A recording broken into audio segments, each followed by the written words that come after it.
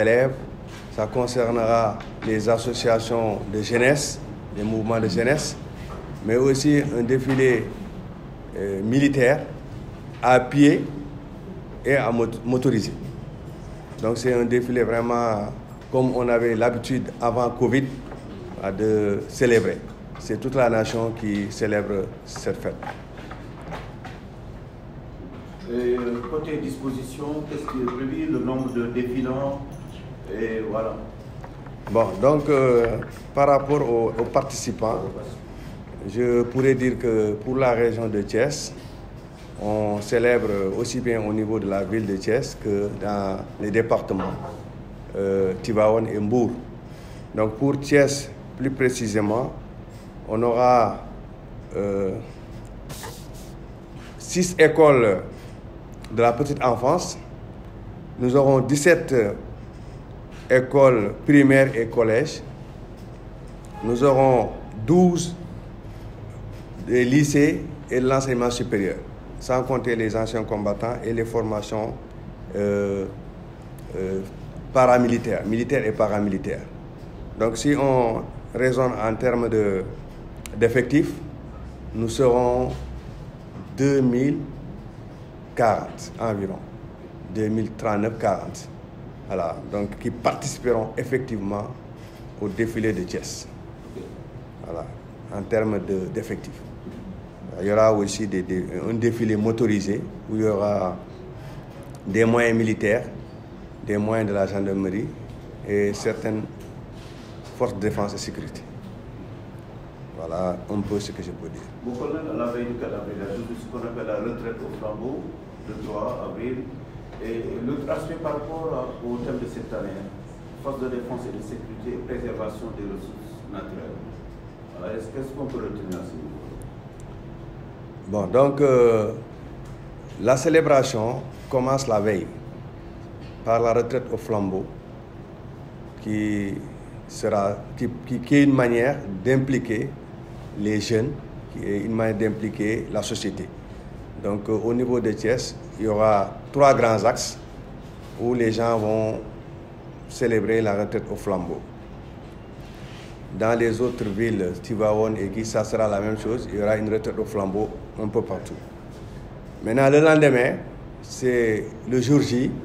Il y aura une prise d'armes et il y aura une décoration de militaires, militants, avant les défilés civils et militaires, y compris les anciens combattants. Puis, on va terminer par un défilé motorisé. Donc, le thème de cette année, c'est effectivement force de défense et sécurité et la préservation des ressources naturelles. Comme vous le savez, Dieu nous a donné beaucoup de choses. Donc, ces ressources, nous avons le devoir de les préserver. Ce n'est pas simplement les forces de défense et sécurité, mais je vais me focaliser sur les forces de défense et sécurité. Donc, l'ensemble des corps habillés participent à leur manière à cette préservation des ressources naturelles. Donc, il s'agit de protéger, de mettre à la disposition des citoyens les ressources offertes dans la nature par Dieu. Il s'agit de l'eau, il s'agit des phosphates, il s'agit de l'or, il s'agit de tout ce que, aussi bien dans l'eau que sous terre, qui appartient effectivement à la nation. Donc nous contribuons de plusieurs manières, chaque armée. Si nous prenons l'armée de terre a le devoir de protéger aussi bien les citoyens, mais aussi l'ensemble des ressources qui sont sur le territoire national. C'est pourquoi nous sommes constitués en dispositif qui encercle tout le territoire.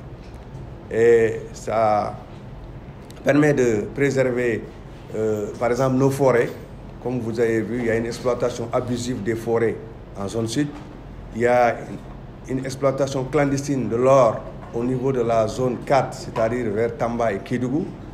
Donc, au niveau de la mer, la marine nationale joue un rôle important parce qu'elle surveille nos eaux territoriales, nos eaux, la zone économique exclusive, donc à travers les bateaux clandestins de pêche qui spolient nos ressources. L'armée de l'air également contribue en faisant interception des bateaux ou interception des éléments à travers le renseignement qu'ils donnent aussi aux autres forces pour qu'on puisse agir à temps et empêcher les gens qui détruisent nos ressources. Il y a aussi la gendarmerie, si je parle de forces de défense, il y a les armées, il y a les eaux forêts, il y a la douane, il y a la gendarmerie. Donc chacun à son niveau contribue à cela. C'est un peu ça le thème de cette année. Et surtout dans la perspective où notre pays va être un producteur de gaz et un producteur de pétrole. Donc je crois que le thème est pertinent parce que nous allons vers des enjeux assez costauds. Voilà. Qui parle de fête, parle de préparatifs. Est-ce que on peut dire tout est fin prêt pour une belle fête comme d'habitude le 4 avril? Et quel est l'appel que vous faites à l'endroit des populations civiles? Bon, effectivement, nous avons pris très tôt nos devants en essayant de mobiliser la jeunesse, en essayant de travailler avec les écoles. Donc les réunions sont tenues ici. Nous avons constitué des commissions d'organisation, des commissions pour préparer ce grand rendez-vous républicain. Donc nous pouvons dire à 24 heures de la journée de répétition générale que nous sommes effectivement fin prêts. Les gens sont engagés pour vraiment faire une belle prestation le jour du 4 avril.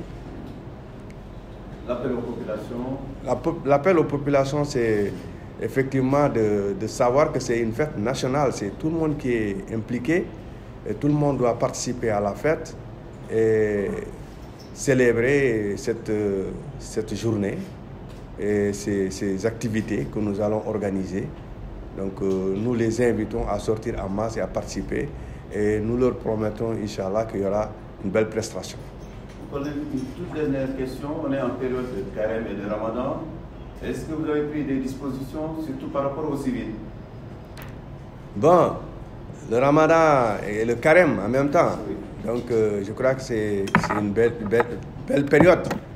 Je crois qu'il y a nécessité de prendre ça en compte et de se préparer en conséquence, de prier aussi qu'il y ait vraiment moins de soleil ce jour-là. En tout cas, nous avons pris des dispositions, surtout pour les personnes vulnérables, notamment les anciens combattants et la petite enfance. Donc c'est des gens pour lesquels on va mettre des tentes pour qu'ils soient à l'abri du soleil et peut-être mettre aussi beaucoup d'eau à leur disposition. Bon, pour les adultes, je pense qu'ils pourront tenir, donc c'est moins compliqué. Mais effectivement, on a pris en compte ces spécificités des personnes vulnérables.